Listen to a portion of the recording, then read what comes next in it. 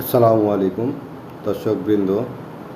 আমি মোহাম্মদ ফারুক হুসাইন আপনাদের সামনে উপস্থিত। আমি হচ্ছে যে আপনাদের জন্য কিছু ইঞ্জিনিয়ারিং বিষয়ে ট্রেনিংয়ের ব্যবস্থা করেছি, যাতে হচ্ছে আপনারা সহজেই সর্বস্তরে মানুষ আছেন, তারা সকলেই এই ট্রেনিংটা নিলে বা ভিডিওটা দেখলে আপনি নিজেকে ক্লিয়ার করতে পারবেন এবং জিনিসটা খুব সহজেই ক্যালকুলেশন করতে পারবেন। তো আজকের প্রথম আমি একটা ট্রেনিং শুরু করতে যাচ্ছি আপনাদের জন্য। তো আসলে এটা ট্রেনিং না, এটা বিষয়টা হচ্ছে কি সহজভাবে আপনাদের কাছে জিনিসটাকে উপস্থাপন করতে চাচ্ছি। তো আপনাদের যদি চাইতে বেটার কোনো আইডিয়া থাকে আমাকে শেয়ার করবেন, আমি আপনাদের কাছে ভালোভাবে তুলে ধরব।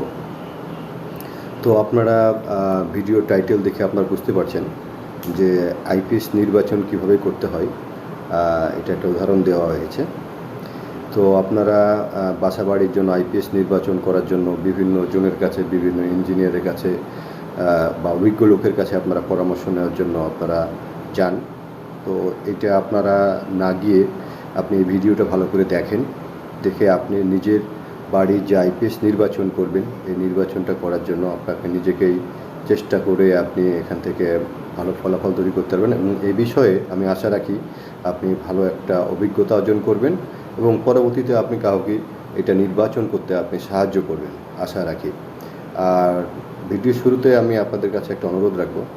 তো যেহেতু আমি আমার এই প্রোফাইল থেকে বা ইউটিউব থেকে আপনাদের আমার এখানে দুটো লিঙ্ক দেওয়া আছে, সেটা হচ্ছে যে আমার ইউটিউব চ্যানেল, সেটা হচ্ছে ইঞ্জিনিয়ারিং স্কুল বা টেকনিক্যাল স্কুল।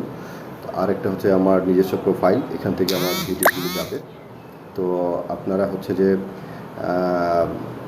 আমাকে ফলো দিয়ে রাখেন এবং বেশি বেশি করে শেয়ার করবেন, যাতে প্রত্যেকটা মানুষের কাছে এই সহজ জিনিসগুলি হচ্ছে পৌঁছে যায়। তো আমার অ্যাম্বিশন হচ্ছে যে একটা মানুষ ইঞ্জিনিয়ার না হয়েও যাতে সহজেই সমস্ত কিছু শেয়ার করতে পারে বা শিখতে পারে। তো আমি ভিডিওতে কথা বেশি না বাড়িয়ে আমরা চলে যাই মূল পর্বে। তো আমাদের মূল সাবজেক্ট হচ্ছে সহজে আমরা কিভাবে আমার বাসা বাড়ির জন্য আইপিএস নির্বাচন করব। তো প্রথমত হচ্ছে আমাদের যেটা প্রয়োজন সেটা হচ্ছে যে আমরা আইপিএসের যে আমরা ব্যবহার করব তার জন্য হচ্ছে আমাদের লোড ক্যালকুলেশনটা আমাদের নির্ধারণ করতে হবে।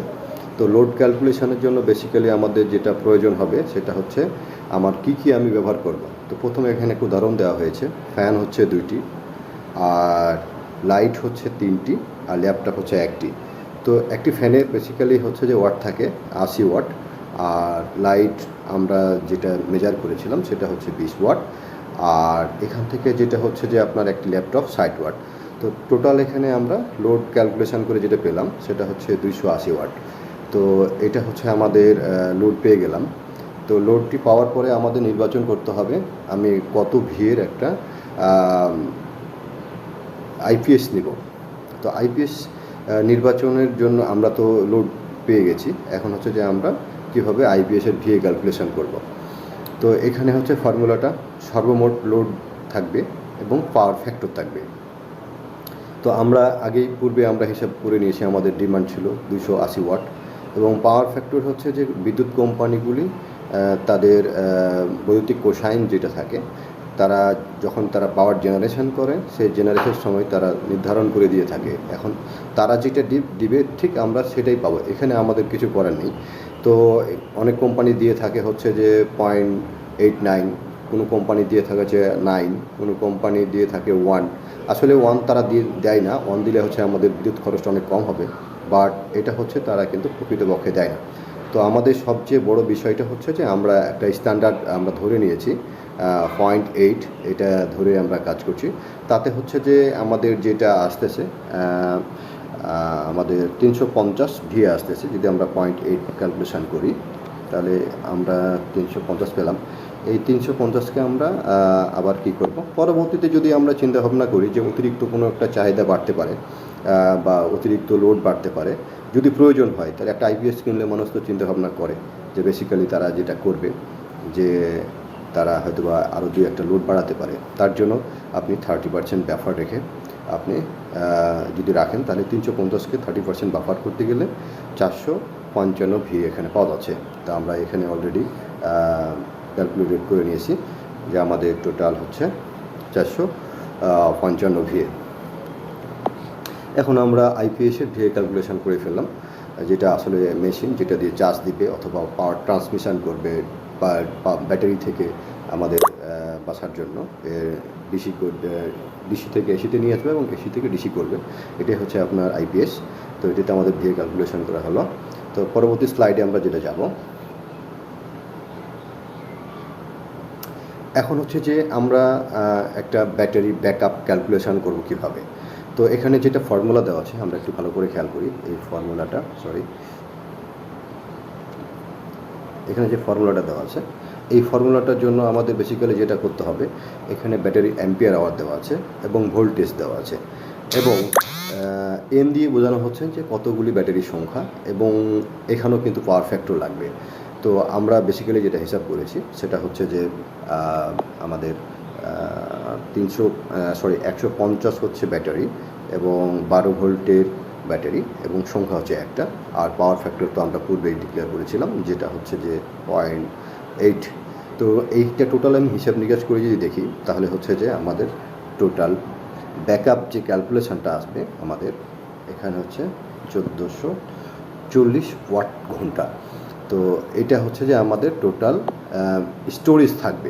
তো এখন হচ্ছে আমাদের যেটা চলে যাব সেটা হচ্ছে আমরা এটা কতক্ষণ ইউজ করতে পারবো। তো এটা হচ্ছে আমরা চলে যাই পরবর্তী স্লাইডে। তো আমাদের ব্যাকআপ সময়টা হচ্ছে আমরা যদি ক্যালকুলেশন করি টোটাল ব্যাটারির ব্যাকআপ ক্যাপাসিটি আর হচ্ছে সর্বমোট চাহিদা। তো এখানে হচ্ছে যে আমাদের 1440 ওয়াট আওয়ার, এই ওয়াট আওয়ারটা হচ্ছে যে আমাদের এই যে ক্যাপাসিটি আছে প্রতি ঘন্টায় আমাদের এতগুলি আমাদের ক্যাপাসিটি আছে। তো 1440 আমরা 40 ওয়াট ঘন্টা আমরা চালাতে পারবো। তো এইটা 280 ওয়াট যদি আমরা লোড দিই তাহলে সেক্ষেত্রে আমাদের দাঁড়াবে 5.14 ঘন্টা সেটা দাঁড়াবে। আর আমাদের এটা যদি আমরা ক্যালকুলেশন করতে চাই তাহলে হচ্ছে যে এখানে আমাদের যেটা আসবে ওয়াট কেটে যাবে, আওয়ার থাকবে, আর 1440কে 280 ভাগ করলে আমরা যেটা পাবো সেটা হচ্ছে 5.14 ঘন্টা। তো এই হচ্ছে আমরা যদি আমাদের বাসায় পাওয়ার না থাকে তাহলে হচ্ছে আপনারা যেটা করবেন সেটা হচ্ছে যে এটা একটা স্ট্যান্ডার্ড ধরে কাজ করবেন। বাট সবচেয়ে বড় বিষয়টি হচ্ছে যে আপনি আসলে কিভাবে করবেন এটা ডিপেন্ড করবে হচ্ছে আপনার এলাকায় কতক্ষণ বিদ্যুৎ থাকে না বা আপনি কতক্ষণ বিদ্যুতের সাপোর্ট নেবেন এটার উপরে আপনার ডিপেন্ড করবে। তো আশা রাখি আপনারা আমার এই ভিডিওতে মোটামুটিভাবে ক্লিয়ার হয়েছেন যে এটা কত সহজে আপনার একটা আইপিএস ক্যালকুলেশন করা যায়, তার ব্যাটারি কতটা সিলেক্ট করা যায় এবং আমরা কত ঘন্টা ব্যাকআপ পাবো এ বিষয়ে আমরা মোটামুটি একটা ভালো ধারণা পেয়েছি। আমরা চাইলেও নিজের বাসা বাড়িতে ক্যালকুলেশন করবো। আর যদি আপনাদের কাছে মনে হয় যে এই ভিডিও দেখে আপনার তৈরি করতে পারছেন না, আমার কমেন্ট বক্সে আপনি কমেন্ট করেন বা আমাকে মেসেঞ্জারে নক করেন, আমি অবশ্যই আপনাদেরকে রিপ্লাই দিব। আপনাদের চেষ্টা করব আপনারা কীভাবে এটা কতটুকু ক্যালকুলেশন করতে হবে।